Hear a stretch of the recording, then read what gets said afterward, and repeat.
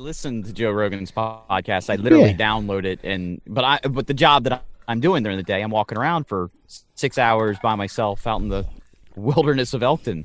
You listen to every second of a 2.5 hour weekly. How does he do? He does a week? He does like 3 a week. Yeah. I wish he did more, to be honest. But I go through about at least one of his a day. I do one of his, one of Dak Shepard's. Nice. That's a good one. And Conan, and sometimes Andy Richter. Man, my man. I love Conan. Conan's podcast is pretty good. Conan's great. podcast is better than his content show. is phenomenal. I don't doubt it. I just one I didn't know. But no, I've told you before. So I listened to this duo called Jesus and Miro. They have a show. They had a show on Vice, and then they had a show on. Now they have a show on Showtime. But Jesus and Miro are just like a Jamaican cat and a Dominican cat from the Bronx, and just talk about happenings in the world. Talk about life and shit. Yeah. But I just think their dynamic is phenomenal. Like I think like the three of us storytellers, right? And I think they got huge, telling very quick little stories like I think we have, but putting themselves on video and showing them, expressing them stories fully. That's what did well for them. Right. That's what made them famous, really. And I think that's where it's what happening. I'm noticing with okay, and I know I bring up the Good Mythical Morning guys all the time. I listen to their podcast too.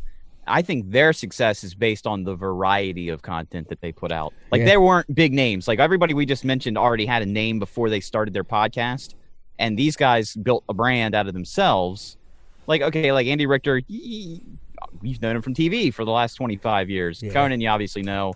Dak Shepard, I mean, peripherally, you know him because he's, especially from like Punk'd and stuff like that, but they already had a name base, they already had a following. But then these Good Mythical Morning guys were just like evangelical Christians who eventually shirked that title and became this.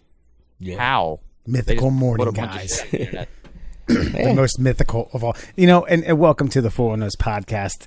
I'm glad we got to talk about other people's podcast as people are listening to our podcast. Hopefully they don't venture off into other things like ooh, like this is kind of lame.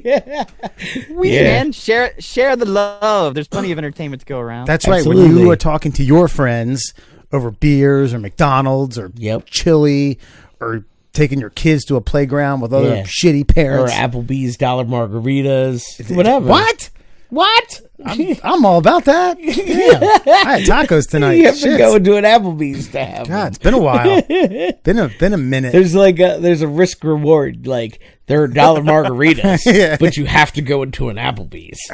So stomach down. Choose your poison. Stomach down an app while you're. When you throw down some queso. Yeah, it's gross. There was a when I was living in Delaware, there was a nearby Applebee's, and the running joke was like people who party there, people go there for happy hours. But that particular Applebee's in a town like Newark, Delaware, where it's a college bar. There's a good bar scene. Yeah, and a college. But anyway, I remember somehow wanting to take this special young lady out for an evening, and someone had mentioned like, "Oh yeah, she goes to Applebee's for happy hours." I was like, "Oh man, man, for real." I don't even know why. That doesn't even make sense. What does that mean? I didn't even know where my litmus test wasn't that high back then. And she was like, "They used to sell the pot stickers." So good. Have you had them? No. Wait, hold on. Wait. So was it a deal breaker because you planned on taking her to Applebee's yourself, or that she was just a frequent flyer at the Applebee's? Frequent flyer, I think. I'm not going to remember the details of it because it was so quick in passing. But from the person who was telling me this made it sound as if like young professional happy hour. The deadbeats go to that Applebee's for that.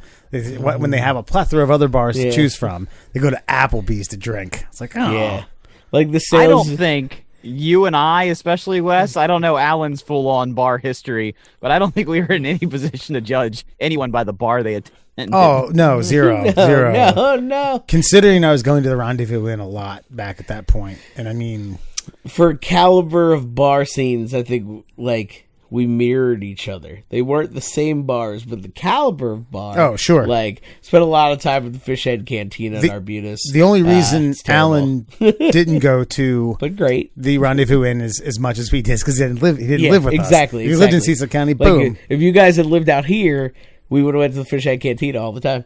It would have been great. Yeah, phenomenal. wait, We Wes, would have did gotten you ever- quesadillas. Did you ever get to go to the Gracetown Inn? A couple times. Yeah. I played some Okay. darts there. Yeah. Okay, all Played right, some all right. darts Just making there. sure. That's the statement. This is a place that had like a floor section of floor collapsing, and the foundation was unstable. Sounds So, good. yes, Sounds like my kind of place. Uh, Does the beer pour above room or below room temperature? Just slightly. That it's hit or miss, depending on how late in the week it was, Just and how slightly. far behind the electric bill. If it was Coors Banquet or Coors Light. Dewey had this great story where his band played there, and they agreed to let our buddy Magic Mike do a little get a little mic time.